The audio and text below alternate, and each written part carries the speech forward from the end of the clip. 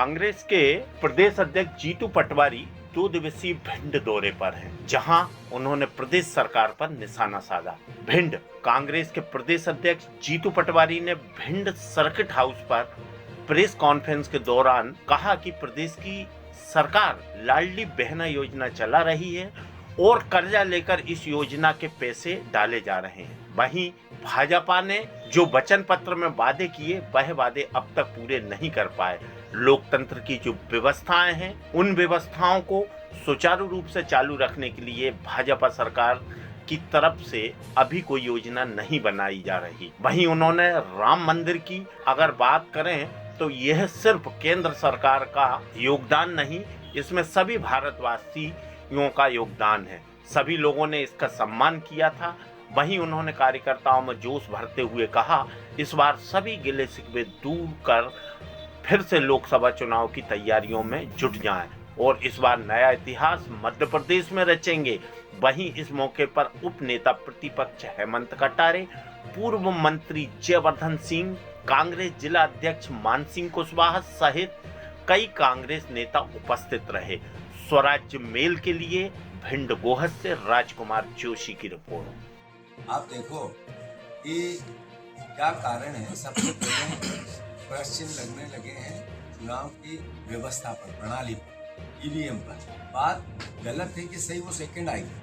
First ये है कि लोकतंत्र व्यवस्था चलती भरोसे से, विश्वास से। उस व्यवस्था पे से विश्वास कम होने, तो इसका मतलब है हमें चिंतित होना चाहिए, देश के आम नागरिक को होना चाहिए। विपक्ष की तो अपनी दायित्व है ही है, पर जनता का और आप जर्नलिस्टों का। फिर दूसरा, जो भारतीय जनता पार्टी ने जिस तरीके के संजबाग दिखाए, जिस तरीके की बातें की, लाडली बहना में चिंता मत करो, 2000 करोड़ रुपए 1.5 महीने में खर्च किए केवल ब्रांडिंग। एक आर्थिक स्थिति चरमरा गई है प्रदेश की, 30,000 करोड़ रुपया ईयरली हमें ब्याज देना पड़ रहा है। फिर इस 2 महीने में, 3 महीने में अब सरकार 28 साढ़े 28,000 करोड़ रुपया कर्जा लेगी, यानी लगभग 350 करोड़ रुपया रोज। तो आखिर इस प्रदेश के भावी भविष्य का क्या कारण है कि सरकार ने इतनी बड़ी बातें की, इतने अलग अलग संजबाग दिखाए। आपको एहसास ही नहीं था, जर्नलिस्टों का भी नहीं था कि कांग्रेस की सरकार नहीं बनी। आम आदमी को एहसास था कि कांग्रेस की सरकार बनी, भरोसा नहीं हो रहा, शंका है। यही कारण है। लाडली बहना का भी हो सकता है, ईवीएम का भी हो सकता है, अलग अलग तरीके के और अलग अलग जगह पे हम इसकी समीक्षाएं लगातार कर रहे हैं। पर चिंता है देश को, व्यवस्था। मुख्यमंत्री कह रहे हैं कि डीजे बंद करवाओ और पूर्व मुख्यमंत्री कह रहे हैं कि डीजे बढ़ाओ।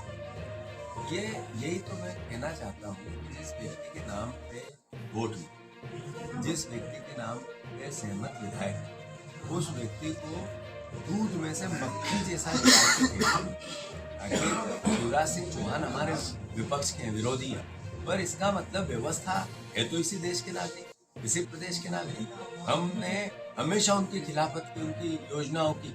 इसका मतलब वो हमारे दुश्मन थोड़ी, हमारे ही प्रदेश के मुख्यमंत्री थे, हमारे मुख्यमंत्री थे। तो जब उनको निकाला, वो भारतीय जनता पार्टी का इंटरनल मामला है, हमें कोई हस्तक्षेप नहीं, पर उनका दर्द निकलता है, उनका दर्द छलकता है। वो बार बार ये कहते हैं कि मेरे साथ अन्याय हुआ है, बिना कहे कहना चाहते हैं कि देखो मैं दया का पात्र हूँ, और है भी।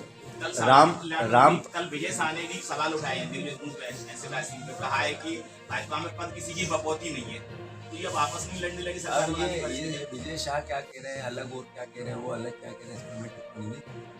मैं नागरिक हूँ, मैं पार्टी का कार्यकर्ता होने के साथ साथ एक अच्छा इंसान भी हूँ।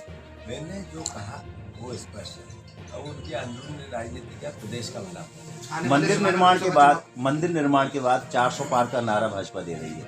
इस नारे को कैसे कांग्रेस तोड़? देखो, जहाँ तक मंदिर का सवाल है, कांग्रेस के स्टैंड का सवाल। कांग्रेस पार्टी ने, हमारे पूर्व प्रधानमंत्री जी ने जो भावना थी इस देश की, जब एहसास हुआ कि ये राम मंदिर की जन्मभूमि है, तो उन्होंने ताले।